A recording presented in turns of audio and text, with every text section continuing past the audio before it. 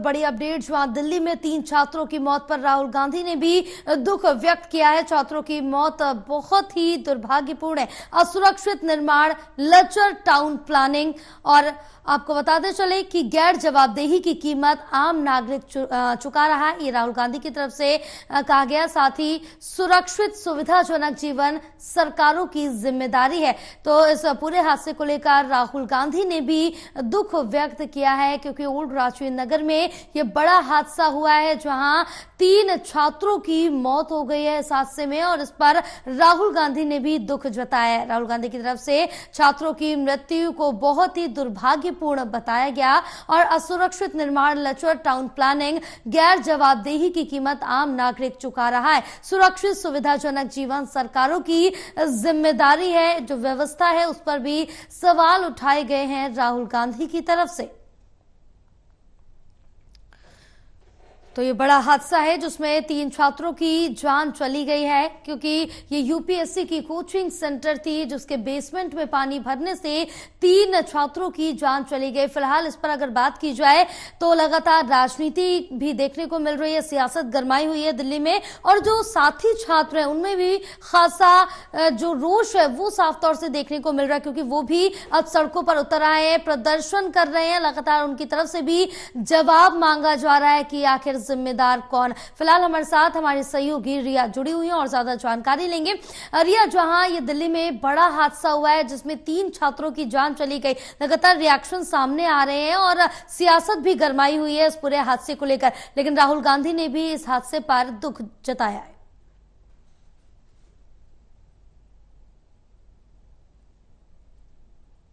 नगर इसमें इतनी बड़ी घटना घटी थी, जिसके बाद से लगातार जो सियासत है वो गरमाती जा रही है। अभी तक दिल्ली में ही हम देख रहे थे कि जहाँ पर पक्ष और विपक्ष की तरफ से तमाम जो बयानबाजियां हैं या फिर जो लापरवाही की बात है उसको लेकर कटाक्ष किया जा रहा था, लेकिन अब इसमें कांग्रेस के सांसद राहुल गांधी ने भी ट्वीट किया है और ट्वीट कर जो हादसा है उसके ऊपर दुख जताया है। राहुल गांधी का जो ट्वीट है उसमें साफ तौर से ये लिखा है कि दिल्ली की एक बिल्डिंग के बेसमेंट में पानी भर जाने के कारण जो प्रतियोगी छात्र हैं उनकी मृत्यु हुई। ये घटना बहुत ही ज्यादा दुर्भाग्यपूर्ण है। यानी कि राहुल गांधी ने पूरी घटना को लेकर कहीं ना कहीं पर काफी ज्यादा दुख जो है उसको जताया है और घटना में जो मृत्यु हुई है उसको काफी दुर्भाग्यपूर्ण बताया है। और ये भी साथ ही कहा है कि कुछ दिन पहले ही बारिश के दौरान बिजली करंट लगने से एक छात्र की मृत्यु भी हुई थी। सभी जो भी शोकाकुल परिजन है उनको उन्होंने अपनी भावपूर्ण संवेदनाएं भी व्यक्त की हैं और साथ में ये भी कहा है कि इंफ्रास्ट्रक्चर का ये जो कॉम्प्लेक्स सिस्टम है इसकी एक संयुक्त असफलता जो है वो कहीं ना कहीं पर नजर आ रही है। असुरक्षित निर्माण और लचर तरीके के जो टाउन प्लानिंग है और उसके अलावा हर स्तर पर जो संस्थान है उनकी कहीं ना कहीं पर गैर जवाबदेही की कीमत आम नागरिक जनता अपने जीवन में गवा रही है, यानी कि गवा कर चुका रही है। इस तरीके की जो बात है वो राहुल गांधी के माध्यम से लिखी गई है। उनका कहना है कि सुरक्षित और सुविधाजनक जो जीवन है वो हर नागरिक का अधिकार है। इस पर सरकार को दायित्व कहीं ना कहीं पर निभाना चाहिए, लेकिन जिस तरीके की घटनाएं लगातार चरमराती जो व्यवस्था है उसको देखने के बाद ये महसूस होता है कि कितनी जो क्षमता स्थिति है वो लगातार होती जा रही है, बनती जा रही है। और काफी दुर्भाग्यपूर्ण बात है कि इस तरह से यूपीएससी की तैयारी कर रहे जो छात्र हैं, जो कि आने वाले कल का भविष्य थे, उनका जो परिवार है उन पे बहुत ज्यादा उम्मीदें लगाकर बैठा था। ऐसे में जब चरमराती जो सरकार की व्यवस्था होती है, जब कुछ इस तरीके का कार्य करती है और उनके वजह से ही एक बहुत बड़ा कारण या बहुत बड़ी जो घटना है वो घटित हो जाती है, तो कहीं ना कहीं पर लोकतंत्र पर भी बहुत बड़ा सवाल उठ जाता है। तो इस तरीके का बिल्कुल, ये सवाल तो कई सारे उठते हैं और अहम वजह है नेग्लिजेंस को माना जा रहा है फिलहाल। लेकिन इस बीच अगर इस पूरे मामले पर अपडेट जाने तो क्या कुछ मिल पा रही है?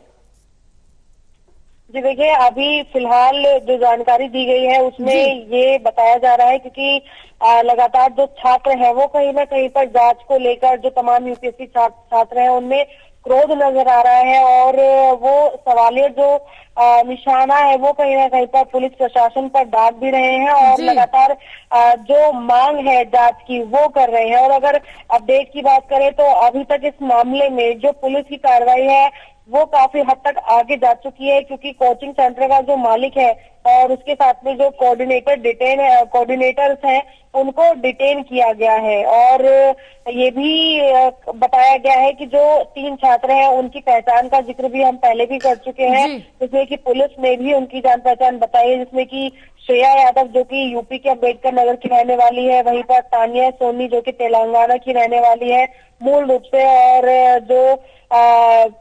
जो एक युवक इसमें है जिसमें कि नेविन डेवल वो केरल का रहने वाला है। इस तरीके की पहचान जो है पुलिस के माध्यम से बताई गई है। और ये भी जानकारी दी गई है कि जो एफआईआर दर्ज की गई है वो एफआईआर बीएनएस की धारा यानी कि 105, 106 1 और 152, 290 के तहत में जो एफआईआर है उसको दर्ज किया गया है।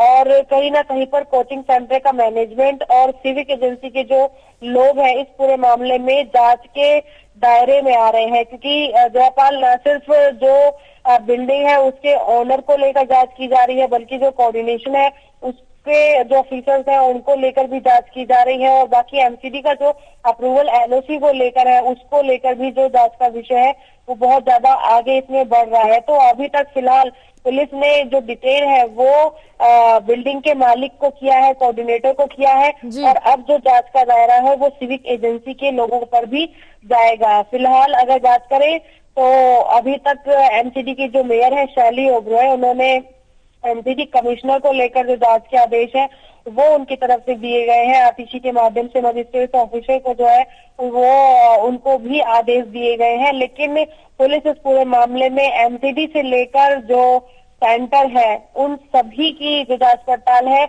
वो कर रही है। तो बेहद ही जल्द जो है कहीं ना कहीं पर इस पूरे मामले का खुलासा होगा, क्योंकि इस घटना में तर्क सिर्फ एक ही नहीं आ रहा है कि जल भराव की वजह से जो हादसा है वो घटित हुआ है, क्योंकि विपक्ष एक तरह से बहुत ज्यादा जो सवाल है वो उठा रहा है, क्योंकि उनका कहना है कि ये कोई घटना नहीं लग रही है बल्कि एक प्रकार से हत्या है। क्योंकि अगर ओवरफ्लो या फिर वाटर स्टोरेज का जो ये दिक्कत है वो यहाँ पर पहले भी आती थी। पटेल नगर में जो घटना घटी तो इसकी जानकारी भी दिल्ली सरकार को थी, लेकिन उसके बावजूद भी जब यहाँ से किसी तरीके की शिकायत गई तब भी यहाँ पर कोई कार्य इसको लेकर नहीं हुआ। और यही कारण है कि आज जो 3 छात्र जो देश का भविष्य आने वाले समय में हो सकते थे, आज उन्हें अपनी जान को गंवाना पड़ा।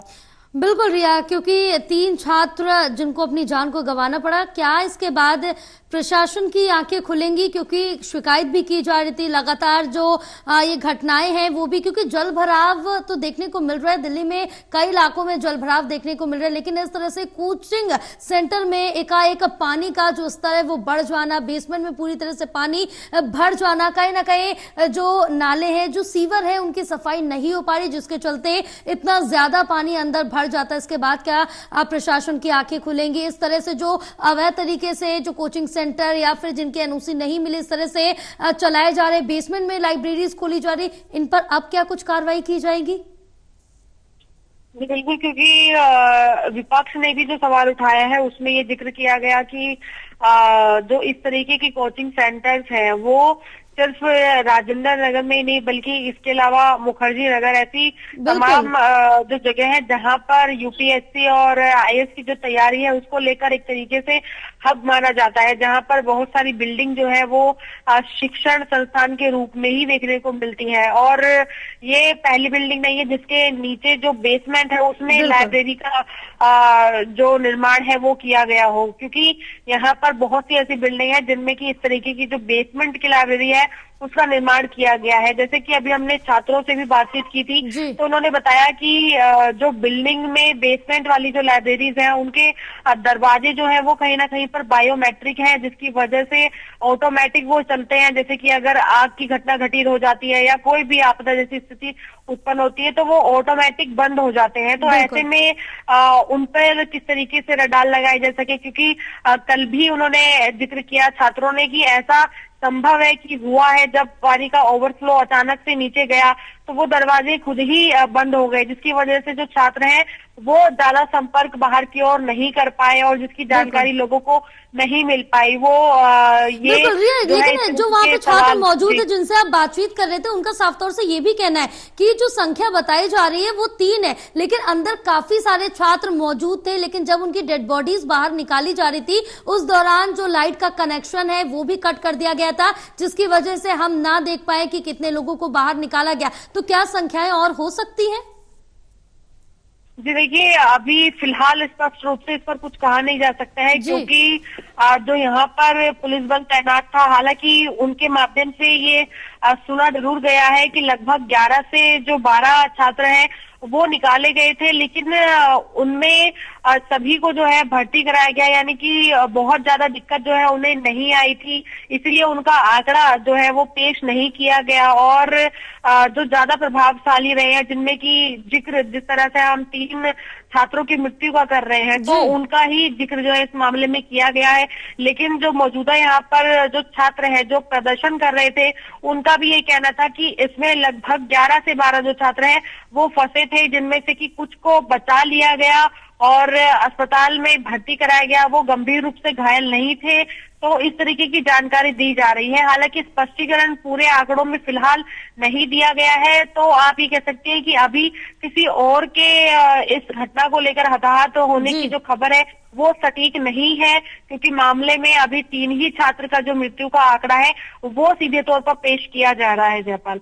बिल्कुल रिया, फिलहाल तमाम जानकारी साझा करने के लिए बहुत शुक्रिया आपका।